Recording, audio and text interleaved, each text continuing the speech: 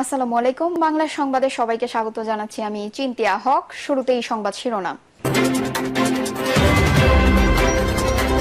নির্বাচন পরবর্তীতে সংস্কার হবে না বললেন নাহিদ ইসলাম। এদিকে আন্দোলন কি হয়েছে শুধু নির্বাচনের জন্য, যে জবাব দিলেন রিজভী। জানাবো আওয়ামী লীগকে কি ভোট করতে দেওয়া উচিত, কি বলছেন পার্থ।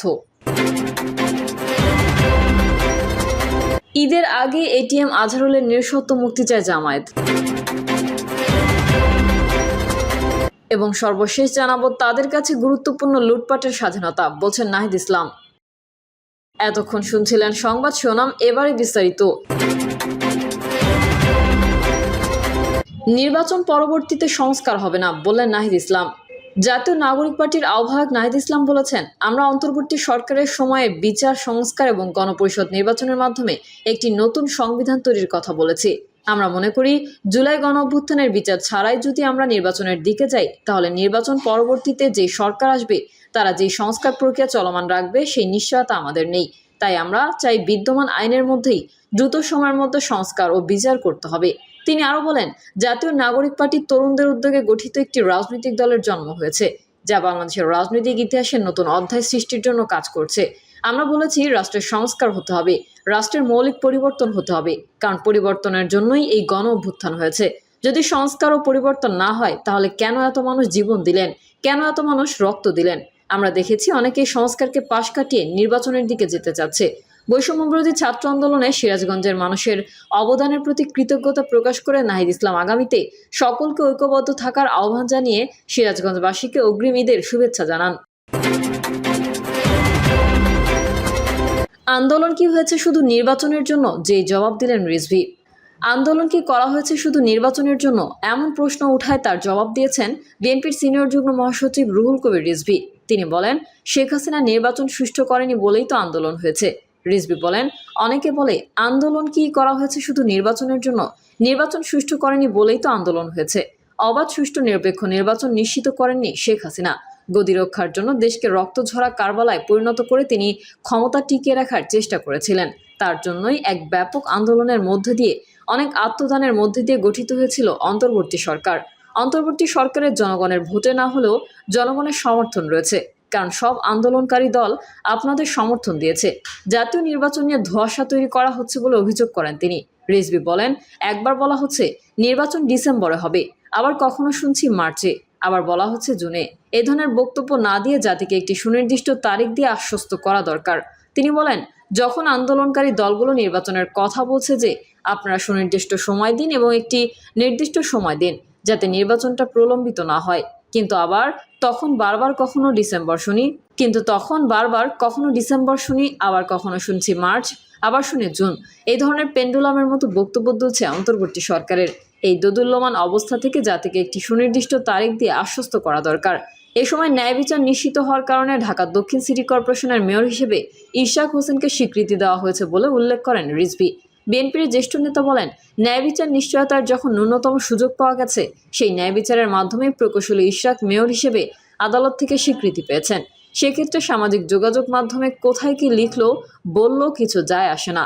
তিনি আরো বলেন, ইশরাক জোর জবরদস্তি করতে পারত, সে অত্যন্ত জনপ্রিয়, 10,000 20,000 লোক নিয়ে নির্বাচন কমিশন ঘেরাও করতে পারত, করে বলতো 5ই আগস্টের পরে আমাকে ঘোষণা করা হোক।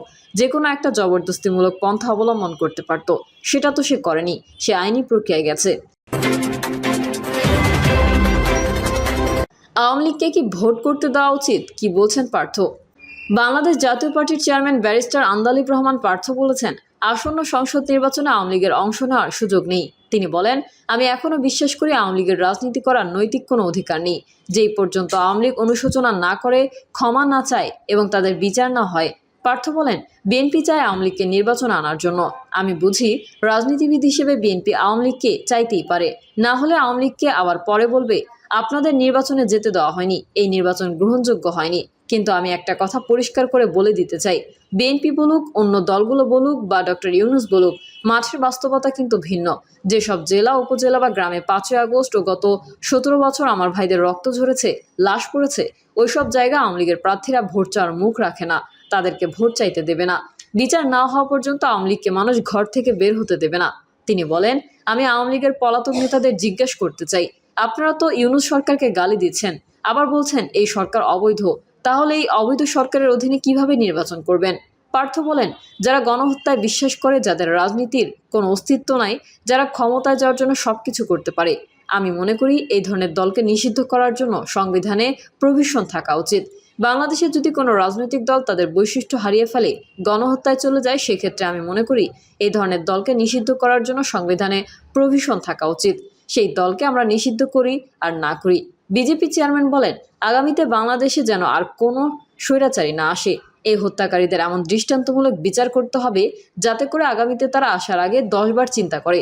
75-এর গণহত্যা নিয়ে পার্থ বলেন, 1975 সালে 5ই আগস্ট হত্যাকাণ্ড হয়েছে, অপমানিত হয় নাই, কিন্তু এবার অপমানিত হয়েছে, অসম্মানিত হয়েছে।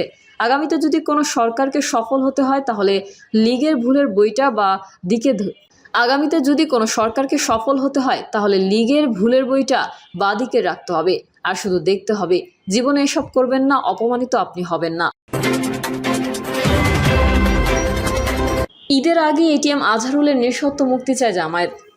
পবিত্র ঈদ উল ফিতরের আগেই বাংলাদেশ জামায়াতে ইসলামের সহকারী সেক্রেটারি জেনারেল এটিএম আজহারুল ইসলামের নিঃশর্ত মুক্তির দাবি জানিয়ে বাংলাদেশ জামায়াতে ইসলামের আমির ডক্টর শফিকুর রহমান বলেছেন, বাংলাদেশ জামায়াতে ইসলামের সহকারী secretary general ATM Azharul Islam তৎকালীন ফ্যাসিস্ট সরকারের মিথ্যা ও সাজানো মামলায় বিগত 13 বছরের অধিক সময় ধরে কারাগারে আটক আছেন। তিনি আরও বলেন, ফ্যাসিস্ট সরকারের পতনের পর ফ্যাসিবাদ বিরোধী রাজনৈতিক দলের অনেক নেতাকর্মী মুক্তি লাভ করেছেন। দেশবাসী আশা করেছিল চরম জুলুম নির্যাতনের শিকার এটিএম আজহারুল ইসলামও স্বৈরাচার মুক্ত বাংলাদেশে মুক্তি লাভ করবেন, কিন্তু অন্তর্বর্তী সরকার ক্ষমতা গ্রহণের প্রায় 8 মাস অতিবাহিত হওয়া সত্ত্বেও এটিএম আজহারুল ইসলাম মুক্তি লাভ করেনি। এতে দেশবাসী হতবাক ও বিস্মিত। জামায়াতের আমির আরও বলেন, আমরা আসন্ন পবিত্র ঈদ উল ফিতরের পূর্বেই সংগঠনের সহকারী সেক্রেটারি জেনারেল মজলুম জননেতা এটিএম আজহারুল ইসলামের নিঃশর্ত মুক্তি দেওয়ার জন্য অন্তর্বর্তীকালীন সরকারের নিকট জোর দাবি জানাচ্ছি, যাতে তিনি মুক্ত পরিবেশে পরিবারের সঙ্গে ঈদ উল ফিতর উদযাপন করতে পারেন। তাদের কাছে গুরুত্বপূর্ণ লুটপাটের স্বাধীনতা, বলছেন নাহিদ ইসলাম।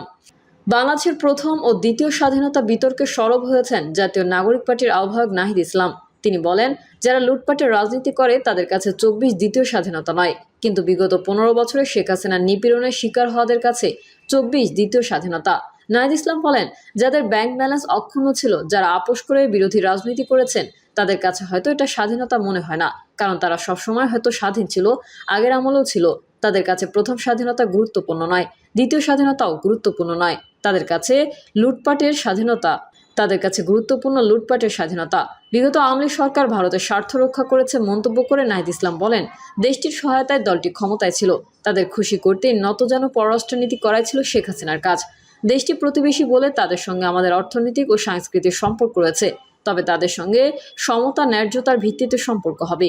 তিনি বলেন, পিলখানা হত্যাকাণ্ড, মোদি বিরোধী ও জুলাই হত্যাকাণ্ড আওয়ামী লীগ জড়িত, এই সব কিছুর বিচার নিশ্চিত করতে হবে, কারণ বিচার এখন না হলে আর হবে কিনা বলা যাচ্ছে না।